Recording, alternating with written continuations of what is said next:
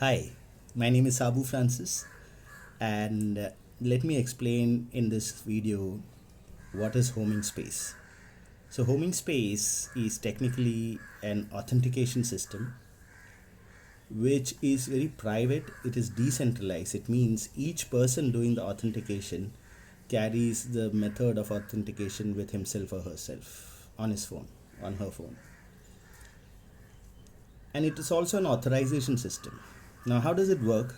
So, to understand that, I will explain it in three different metaphors. So these are just metaphors, and I will use a kind of an architectural analogy of people entering a premise where there's a door. But hold this thought, and then you can really visualize how homing space works and how easy it really is. The reason why I had to explain it like this is because for years we just assumed that the way to enter the website is you have to give a username and a password, or an email address and a password, and enter. And that kind of became the intuition, but really speaking, that's not how we do things in the real world. So I'll explain it in three different kind of scenarios. The simplest one, I'll explain first, and then more detail, and the last would be the most technically accurate detail. So the simplest way to understand is that think that you're going to your friend's house. So you reach the door and then you knock on it. Your friend from inside asks like, "Who are you?" And you tell your name. The friend inside hears that and opens the door. It's as simple as that. I mean, we don't end up actually giving username and passwords, right? And this is even applicable for quite anonymous people, like some vendor at your door. When he knocks, you call out, and that vendor says, "I'm the newspaper vendor or the milkman or whatever." Anyway, so that's the easiest way to understand this, that the person at the door, that person himself is the one who is actually authenticating himself at that door. The second, more detailed way to understand this is that when you reach the door, what you really do is you pass on one empty box through a kind of a slot in the door to the person on the other side. So let's say there's a merchant on the other side. So he takes that empty box, and then he notices your user ID, which is written on that box, and then he creates one ticket for that person to enter. Now he can do his checks and balances separately, whether you're allowed or not, that's a separate thing. So writes a ticket, puts it in the box, and he shuts it down. He locks it. He shuts the lid down. You are not able to lock it yourself. That's one of the key part of this story. So the merchant has locked it, and then back through that slot in the door, he hands over the box back to you. You take your key. You have the key to open it. You don't have a key to lock it. You open that particular box, retrieve that ticket, and use that ticket to enter that merchant's place. So that's the second way to understand this. The more technically accurate way to understand, again, now you're coming to that particular door. You have a box, that empty box. You have a key to open that box. That key is called the private key. It's kept only with you. You never give it to anybody. And the merchant actually is not really the one who is doing the locking.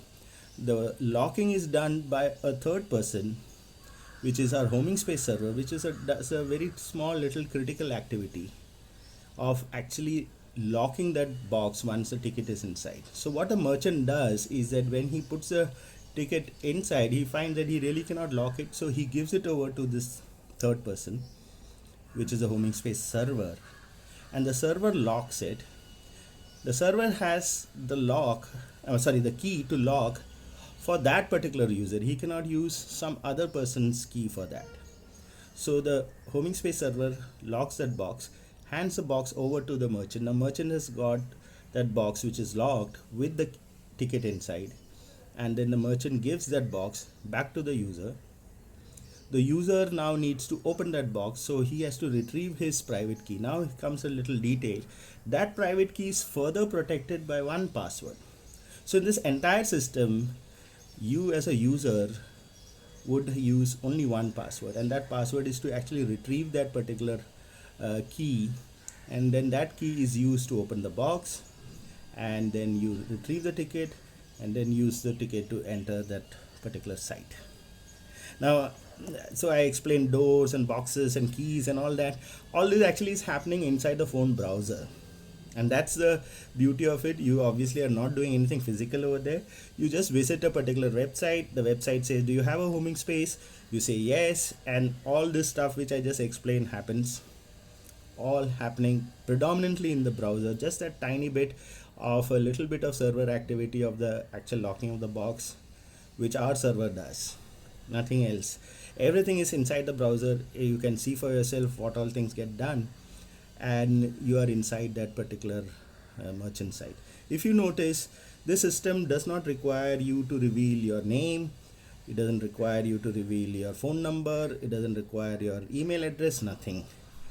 There is no registration process being different from a login process. Now we are all used to registering first at a site, so we have to give an email address, and then the email is sent by the merchant to you to confirm whether you really exist, and then you confirm that, and then you are enrolled there, then you return back, and then you log in. You don't need all that at all. It's one and the same thing. You just basically enter such merchant site, and the merchant will decide whether you are allowed or not based on their criteria. Then it does not even require an OTP system to be set up by merchants, which is it saves a lot of time for the merchant and a lot of headaches. The merchant really does not even require to store a password specifically for you. It is giving you one-time tickets if you understand the system. So the merchant is not really having a list of usernames and passwords which they have to compare, nothing of that sort. So it's got a whole lot of advantages. You can read about it at homing.space. That's it, homing.space. Or if you want to go to homingspace.com, it will redirect you there. And it starts with an app. A tiny little app has to be downloaded on your phone, which will prepare your phone browser to set up that particular homing space, which is that box which I was telling you about. Additionally, this system also authorizes your personal data to the merchant. So some merchants will say that, okay, I have now recognized you, you are welcome, and I can recognize you each time you come in, no problem.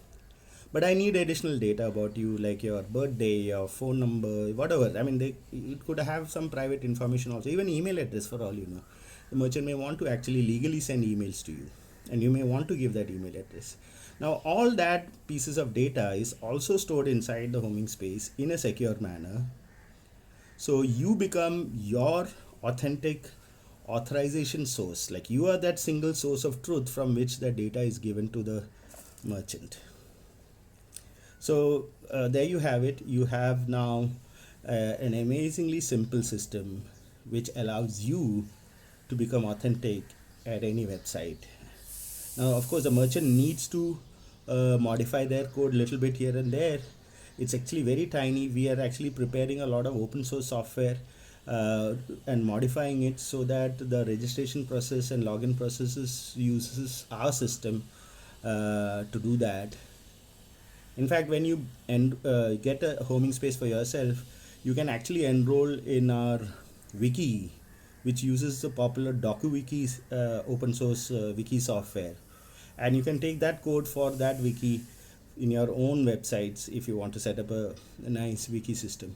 The advantage for merchants are enormous because the merchant is sure that each person who comes in does not really have one more account. To get one more account, the guy will have to buy one more phone.